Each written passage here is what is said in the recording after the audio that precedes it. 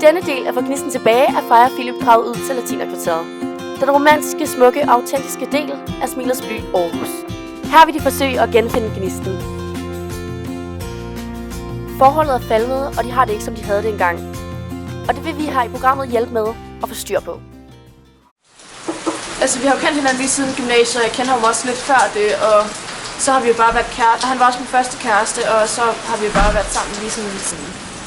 Altså, jeg kender ham ikke engang mere, og jeg føler heller ikke, at jeg kender mig selv, altså. Ja.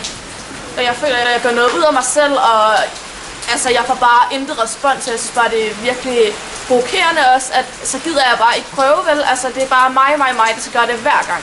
Og så kan jeg bare sådan sidde og høre på min veninde Maria der, og hun er bare sådan.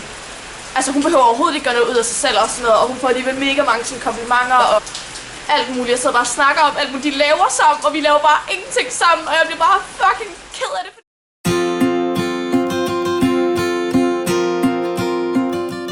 Altså, jeg føler mig bare totalt på bare bund.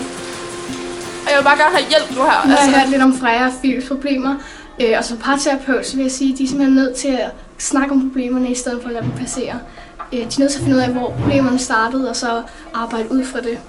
De er nødt til at være mere sammen, de er nødt til at bruge mere tid sammen, og tage på ture sammen, og gøre noget fra hinanden. Altså, jeg synes, Philip han skal arbejde lidt på, hvordan han håndterer de her situationer, og Freja hun skal ligesom lære at styre sin vrede, og ligesom komme ud med det og snakke med følelserne til hinanden. Altså, der er fornemmet, der er lidt på kanten lige på det sidste med hende og hendes nerver og sådan noget, altså, men ellers er det gået meget godt. Jeg har ikke haft noget problem på nogen måde. Freja, hun virker glad, altså, jeg kommer en gang med chokolade til hende efter arbejde og sådan noget, så kommer jeg hjem og med blomster, og jeg købte hunden til hende, den der lille bull-ting. Jeg ved ikke hvad, det er jo mig, der går tur med altså, hans fucking lille hund, og jeg ved ikke hvad, altså, og jeg ved, altså, det er bare mig, der gør det hele, han laver bare ikke en skid, og han sætter overhovedet ikke pris på det, bare. Jeg ved ikke helt, hvad der er hendes problemer og sådan noget.